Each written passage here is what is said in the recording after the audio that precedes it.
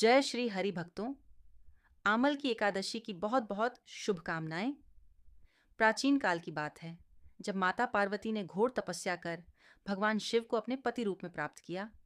अनेक युगों की कठिन तपस्या के बाद भगवान शिव ने प्रसन्न होकर पार्वती जी को स्वीकार किया और उनका विवाह विधि पूर्वक हिमालय राज के घर संपन्न हुआ।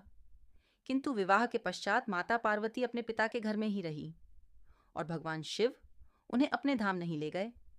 समय बीता गया और देवी पार्वती के गृह प्रवेश का शुभ अवसर निकट आया।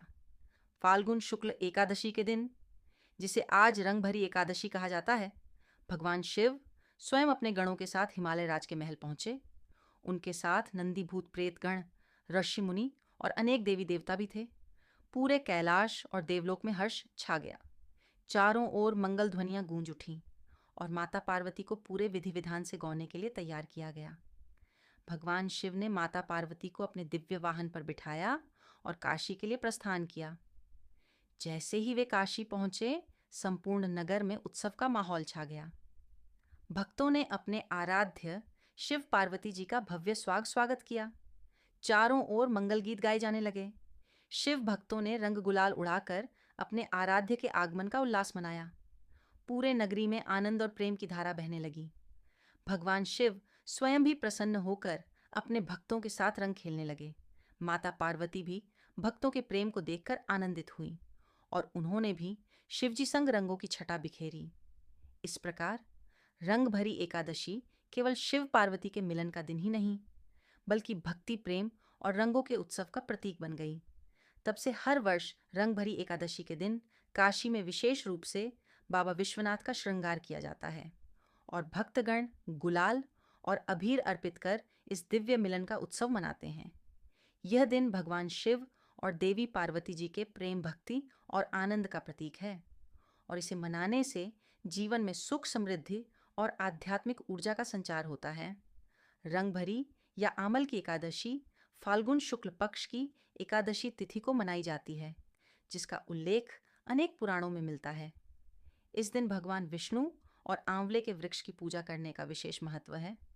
आंवला, जिसे अमृत फल माना जाता है, श्री हरि को अत्यंत प्रिय है और इसके पूजन से व्यक्ति के समस्त पाप नष्ट हो जाते हैं। यह एकादशी जीवन में शुद्धता, पुण्य और मोक्ष की प्राप्ति के द्वार खोलती है। इसे रंग भरी एकादशी भी कहते हैं क्योंकि यह होली के पूर्व आता है और भक्त इस दिन उल्लासपूर्वक भगवान का पूजन कर रंगों का उत्सव मनाते हैं। इस दिन व्रत और दान का विशेष फल मिलता है, जिससे मनुष्य सांसारिक बंधनों से मुक्त होकर प्रभु के चरणों में स्थान प्राप्त करते हैं। ऐसा ही एक दिव्य प्रसंग महाभारत काल में घटित हुआ, जब धर्मराज युधिष्ठिर ने भगवान श्री कृष्ण से इस एकादशी का महत्व जानने की इच्छा प्रकट की। तब श्री कृष्ण अपने दिव्य गरुड़ ध्वज से सुशोभित रथ पर विराजमान होकर इंद्रप्रस्थ की ओर बढ़े, जहां धर्मराज अपने भ्राता भीम, अर्जुन, नकुल और सहदेव के साथ प्रभु के आगमन की प्रतीक्षा कर रहे थे। जैसे ही श्री कृष्ण का थमहल के द्वार पर पहुंचा, वेद मंत्रों की ध्वनि से समस्त वातावरण पवित्र हो उठा। पुष्प वर्षा होने लगी और मंगल ध्वनियां गूंज उठीं। महाराज युधिष्ठिर ने श्रद्धा से श्री कृष्ण का स्वागत किया और उनके चरणों में प्रणाम कर कहा, हे केशव, कृपया हमें इस एकादशी का महात्म्य बताने की कृपा करें।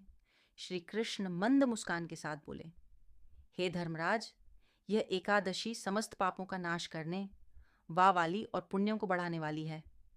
इसके व्रत से मनुष्य को अखंड सौभाग्य और अंत में मोक्ष की प्राप्ति होती है। इसके पश्चात उन्होंने इस पावन तिथि की महिमा और कथा का विस्तार पूर्वक वर्णन किया, जिसे सुनकर पांडवों ने श्रद्धा और भक्ति भाव से इस एकादशी का व्रत करने का संकल्प लिया। धर्मराज युधिष्ठिर ने भगवान श्री कृष्ण से कहा, हे कृष्ण, मैंने विजया एकादशी का महत्म, जो महान फल देने वाला है, सुन लिया। अब फाल्गुन शुक्ल पक्ष की एकादशी का नाम और महात्म्य बताने की भी कृपा कीजिए। तब भगवान श्री कृष्ण बोले, महाभाग्य, वह प्रसंग सुनाता हूँ जिसे राजा मांधाता के पूछने पर एक समय महात्मा वशिष्ठ जी ने कहा था। फाल्गुन शुक्ल पक्ष की एकादशी का नाम आमल की एकादशी है। इसका पवित्र व्रत विष्णु लोक की प्राप्ति कराने वाला है। राजा मांधाता ने पूछा कि द्विश्रेष्ठ, यह आमल की कब उत्पन्न हुई, मुझे बताइए। तब वशिष्ठ जी ने कहा, महाभाग्य पर आमलकी की उत्पत्ति किस प्रकार हुई, ये बताता हूँ। आमल की महान वृक्ष है जो सब पापों का नाश करने वाला है। भगवान श्री विष्णु के थूकने पर उनके मुख से चंद्रमा के समान कांतिमान एक बिंदु प्रकट हुआ। वह बिंदु पृथ्वी पर गिरा और उसी से आवल की अर्थात आंवले का महान वृक्ष उत्पन्न हुआ। ये सभी वृक्षों का आदिभूत कहलाता है। इसी समय समस्त प्रजाजनों की सृष्टि करने के लिए भगवान ने ब्रह्मा जी को उत्पन्न किया। उन्हीं से इन प्रजाओं की सृष्टि हुई। देवता, दानव, गंधर्व, यक्ष, राक्षस, नाग तथा निर्मल अंतःकरण वाले महर्षियों को ब्रह्मा जी ने जन्म दिया। उनमें से देवता और आर्षि उस स्थान पर आए जहां विष्णुप्रिया आमलकी का वृक्ष था। महाभाग, उसे देखकर देवताओं को बड़ा विस्मय हुआ। वे एक दूसरे पर दृष्टिपात करते हुए उत्कंठापूर्वक उस वृक्ष की ओर देखने लगे और खड़े खड़े सोचने लगे कि पाकड़ आदि वृक्ष तो पूर्वकल्प की ही तरह है, जो सब के सब हमारे परिचित हैं, किंतु इस अद्भुत वृक्ष को हम नहीं जानते। उन्हें इस प्रकार चिंता करते देखकर तभी आकावाणी हुई, महर्षि हों, यह सर्वश्रेष्ठ आमलकी का वृक्ष है जो श्री विष्णु को प्रिय है। इसके स्मरण मात्र से गोदान का फल मिलता है, स्पर्श करने से इससे 2 गुना और फल भक्षण करने से 3 गुना पुण्य प्राप्त होता है। इसलिए सदा प्रयत्न पूर्वक आम्लकी का सेवन करना चाहिए। यह सब पापों को हरने वाला वैष्णव वृक्ष बताया गया है। इसके मूल भाग में श्री विष्णु, ऊपपूरी भाग में श्री ब्रह्मा, स्कंद में परमेश्वर, भगवान रुद्र, शाखाओं में मुनि, टहनियों में देवता, पत्तों में वसु, फूलों में मरुदगण और फलों में समस्त प्रजापति वास करते हैं। आमल की सर्व देवमयी बताई गई है। तस्य मूले स्थि विष्णुस्त दवम च पितामह, स्कंधे च भगवान रुद्र संस्थस मुनय, सवे प्रशाखा सुच देवता, पर्ण सुबसव, देव पुष्पेश मरुस्थल पूज्य है। आर्षि बोले, अव्यक्त स्वरूप से बोलने वाले महापुरुष, हम लोग आपको क्या समझे? आप कौन हैं? देवता है या कोई और? हमें ठीक ठीक बताइए। आकाशवाणी हुई, जो संपूर्ण भूतों के कर्ता और समस्त भुवन के सृष्टा हैं, जिन्हें विद्वान पुरुष भी कठिन से देख पाते हैं, वही सनातन विष्णु मैं हूं, देवाधिदेव। भगवान विष्णु का कथन सुनकर उन ब्रह्म कुमार महर्षियों के नेत्र आश्चर्य से चकित हो उठे। उन्हें बड़ा विस्मय हुआ। वे आदि अंत रहित भगवान की स्तुति करने लगे। आर्षि बोले, संपूर्ण भूतों के आत्मभूत आत्मा एवं परमात्मा को नमस्कार है। अपनी महिमा से कभी च्युत ना होने वाले अच्युत को नित्य प्रणाम। अंतरहित परमेश्वर को बारंबार प्रणाम है। दामोदर कवि और यज्ञेश को नमस्कार है।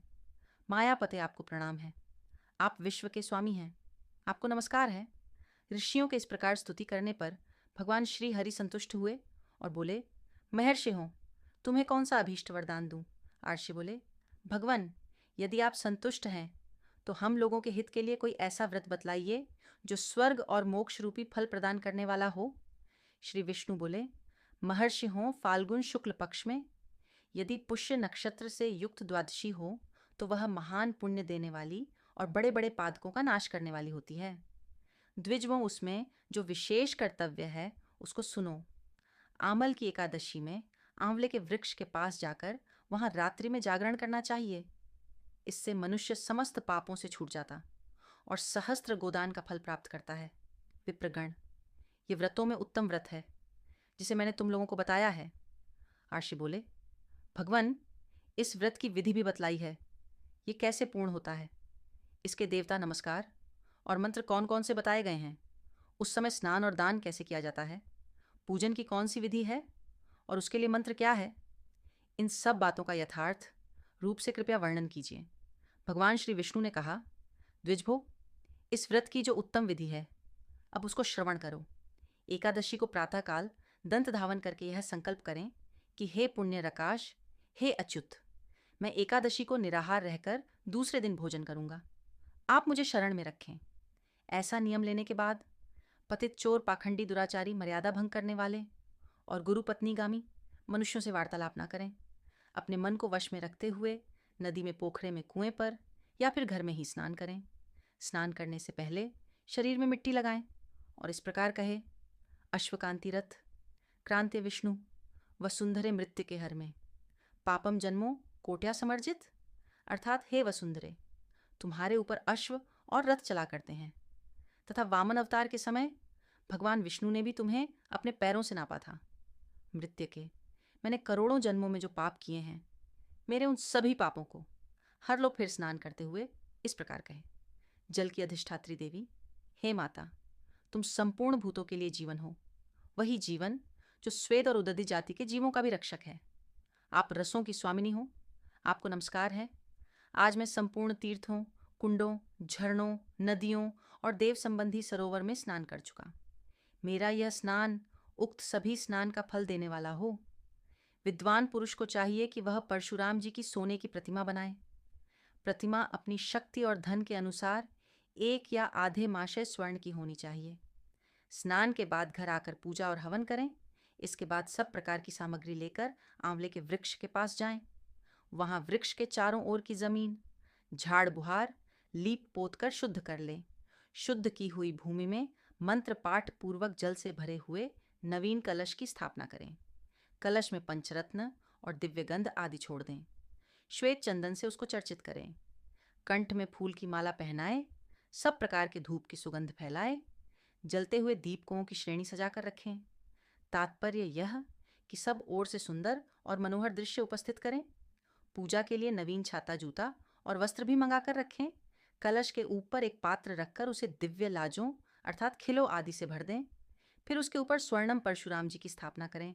विश्वकाय नमः कहकर उनके चरणों की विश्वर रूपण, नमः से दोनों घुटनों की, उग्र नमः से जांघों की, दामोदरा नमः से कटिभाग की पद्मनाभ, नमः से उदर की श्री वत्स, धारण नमः से वक्षस्थल की, चक्रण नमः से बाह की गद, नमः से दाहिनी बाह की, वैकुंठा नमः से कंठ की, यज्ञ मुखाय नमः से मुख की, विशोक निधि नम से नासिका की, वासुदेवाय नमः से नेत्रों की, वामना नम से ललाट की, सर्वात्मक अंगों और मस्तक की पूजा करें।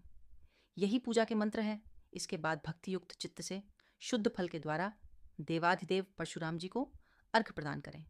अर्घ देते समय इस प्रकार कहे, देव देवेश्वर जमदग्नि नंदन श्री विष्णु स्वरूप परशुराम जी, आपको नमस्कार है। नमस्कार है आंवले के फल के साथ दिया हुआ मेरा यह अर्घ कृपया ग्रहण कीजिए। इसके बाद भक्तियुक्त चित्त से जागरण करें। नृत्य, संगीत, वाद्य, धार्मिक उपाख्यान या फिर श्री विष्णु संबंधी कथा वार्ता आदि के द्वारा वह रात्रि व्यतीत करें। उसके बाद भगवान विष्णु के नाम ले लेकर आमल की वृक्ष की परिक्रमा 108 या 28 बार करें। फिर सवेरा होने पर श्री हरि की आरती करें। ब्राह्मण की पूजा करके वहाँ की सब सामग्री उसे निवेदन कर दें। परशुराम जी का कलश, 2 वस्त्र, जूता आदि सभी वस्तुएं दान कर दें और यह भावना करें कि परशुराम जी के स्वरूप में भगवान श्री विष्णु मुझ पर प्रसन्न हो। इसके बाद आम लगकर, अच्छा फल नहीं मिल रहा, जो पाप कर रहे हैं उनका भला हो रहा है। तब श्री हरि कहने लगे, ऐसा नहीं है देवर्ष, जो भी हो रहा है सब नियति के कारण हो रहा है। श्री हरि की बात सुनकर नारद जी बोले, प्रभु, मैं तो देख कर आ रहा हूं कि पापियों को तो अच्छा फल मिल रहा है, लेकिन भला करने वाले और धर्म के रास्ते पर चलने वाले लोगों को बुरा फल मिल रहा है, उन्हें दुख भोगने पड़ रहे हैं। भगवान ने कहा, देवर्षि, कोई ऐसी घटना बताओ जिससे तुम्हें यह लग रहा हो। नारद जी कहने लगे, प्रभु, अभी अभी मैं एक जंगल से आ रहा हूं। वहां पर एक गाय दलदल में फंसी हुई थी। कोई भी उसे बचाने वाला नहीं था। थोड़ी ही देर के बाद मैंने देखा कि एक चोर उधर से गुजरा। दलदल में फंसी हुई गाय को देखकर वह रुका तक नहीं, बल्कि उस गाय पर पैर रखकर वह दलदल से भरा हुआ गड्ढा लांघ कर आगे निकल गया। आगे गया तो उस चोर को सोने की मोहरों से भरी एक थैली मिली। थोड़ी ही देर बाद वहां पर एक साधु महाराज आए। उन्होंने उस गाय को दलदल में फंसा देखा तो गाय को बाहर निकालने की पूरी कोशिश की और पूरी ताकत लगाकर आखिरकार उस गाय को निकाल लिया। गाय को बाहर निकालने के प्रयास में वह साधु महाराज खुद दलदल से लथपथ हो गए थे। जब वह साधु महाराज आगे बढ़े तो एक गड्ढे में गिर गए और उन्हें चोट लग गई। प्रभु, अब आप ही बताइए, ये कौन सा न्याय है। नारद जी की पूरी बात सुन लेने के बाद श्री हरि बोले, देवर्ष, यह सही ही हुआ। जो चोर गाय पर पैर रखकर भाग गया था, उसकी किस्मत में तो एक खजाना था, लेकिन उसके इस पाप के कारण उसे केवल कुछ मोहरें ही मिल पाई।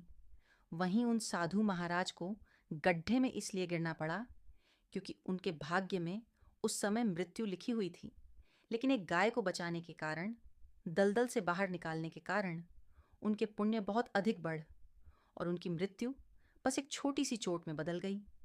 इंसान के कर्म से ही उसका भाग तय होता है। देवर्ष इसलिए अच्छे कर्म करना कभी भी नहीं छोड़ना चाहिए। श्रीहरि की बात सुनकर देवर्ष नारद मुस्कुराते हुए और प्रभु को प्रणाम करते हुए नारायण नारायण कहकर प्रभु की रचाई हुई सृष्टि की अन्य लीलाएं देखने के लिए चल पड़े। प्रेम से बोलिए श्री लक्ष्मी नारायण भगवान भगवान की जय। अब सुनिए, एकादशी माता की कथा। इस कथा को सुनने से ही एकादशी का व्रत पूरा माना जाता है। श्रोताओं, एक बार एक बूढ़ी माँ ने एकादशी का उपवास रखा। बड़े ही भक्ति भाव से वह एकादशी की पूजा किया करती थी। वे बूढ़ी हो चुकी थीं।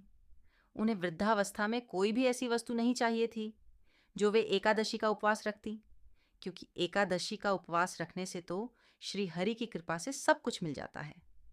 वह बूढ़ी माँ तो अपने बच्चों के लिए, अपने परिवार की सुख सुविधा के लिए इतना कठिन व्रत रखती थी। वे दिन भर तो बड़ा कठिन मन करके और अपनी प्यास को किसी तरह से रोकी रही, क्योंकि एकादशी के व्रत में वह जल की एक बूंद भी ग्रहण नहीं करती थी। द्वादशी को ही जल पीकर वह अपने व्रत का पालना किया करती थी। दिन भर उन्होंने किसी प्रकार अपने मन को संयमित रखा, पूजा पाठ की, व्रत की कथा पढ़ी सुनी और फिर पंडित जी को मिट्टी के एक पात्र में भरकर पानी और मौसमी फल दान में दिए। दोना भरकर शक्कर भी वितरित की। उन्हें गर्मी के कारण बड़ी बेचैनी हो रही थी। एक तो निराहार और निर्जल रहकर उपवास रखा था और ऊपर से प्यास भी अधिक सता रही थी। इस कारण उन्होंने सोचा कि चलो पानी में बैठूं, शायद थोड़ी शांति मिले। यह सोचकर वह पानी में बैठी रही। पानी से बार बार कुल्ला करती और मुंह हाथ धोती रही। तब कहीं जाकर उन्हें थोड़ा बहुत चैन मिला। एक तो धूप तेज की पड़ रही थी, इस कारण बार बार बूढ़ी माँ का मुंह सूखा जा रहा था। बूढ़ी माँ बड़ी बेचैन हो रही थी। एक तो बुढ़ापा, दूसरा ये भयंकर गर्मी। बुढ़ापे की तो स्थिति ही कुछ ऐसी होती है, बड़ी मुश्किल से बर्ज बन पाता है। अब किसी प्रकार रोध होकर दिन कट पाया। अब बूढ़ी माँ के सामने पहाड़ सी लंबी रात थी, जिसका कट पाना बड़ा ही मुश्किल दिखाई दे रहा था। चारपाई पर पड़ी हुई बूढ़ी माँ को किसी प्रकार भी शांति नहीं मिल रही थी। बार बार प्यास की मारी गला सूख रहा था और वे इस प्रकार बेचैन होकर करवट बदलती जा रही थीं। कई बार उठकर वे घर के बाहर जाती, फिर अंदर आ जाती। ना उन्हें घर के अंदर शांति मिल रही थी, ना बाहर। वे पड़ी पड़ी एकादशी माता को याद करती रहीं और मन में धती रही कि हे माता, आप मेरी लाज रखिएगा, आप ही मुझे शक्ति दीजिएगा ताकि मैं भली भांति आपका व्रत कर सकूं और यह पहाड़ सी रात सुकून से बीत जाए। प्यास के कारण बूढ़ी माँ की बेचैनी तो बढ़ ही रही थी। उन्होंने धैर्य रखने का बहुत प्रयास किया, लेकिन आखिरकार उनकी सहनशीलता की सीमा टूट गई और वे घबरा कर प्यास के मारे एकदम चिल्ला पड़ी। बचाओ बचाओ! बूढ़ी माँ का चिल्लाना सुनकर उनके परिवार के सभी सदस्य उनके आसपास इकट्ठा हो गए और बूढ़ी माँ की चारपाई के पास पहुंच गए। सब बोले, अम्मा जी, क्या हुआ? आपको क्यों चिल्ला रही हो? और जब आपसे व्रत नहीं रखा जाता तो इस बुढ़ापे में इतना कठिन व्रत क्यों कर रही हो? अम्मा जी, अगर शरीर में ताकत है तभी तो भक्ति हो पाएगी। आप पानी पी लीजिए। बूढ़ी माँ अपने परिवारजनों से बोली, मेरे तो प्यास के मारे प्राण ही निकले जा रहे हैं। जरा जल्दी से मेरी छाती पर ठंडे पानी का घड़ा तो रख दो। नातिया ने दौड़कर दादी की छाती पर ठंडे पानी का बर्तन रख दिया। तब कहीं जाकर उन्हें थोड़ा बहुत सुकून मिला और जब सुकून मिला तो थोड़ी देर के लिए उन्होंने अपनी आंखें बंद कर लीं। इधर एकादशी माता सोचने लगी, ये है तो बूढ़ी माँ, लेकिन बड़े नियम से मेरा व्रत रखती हैं, चलकर इनकी परीक्षा लेनी चाहिए। ऐसा विचार कर एकादशी माता आधी रात को मुर्गा बनकर कुकड़ुका करने लगी।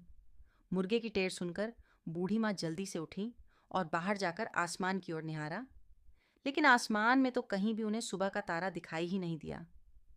अब वे सोचने लगी कि फिर यह मुर्गा भला क्यों और कैसे बोल गया। एक तो उन्हें प्यास लग रही थी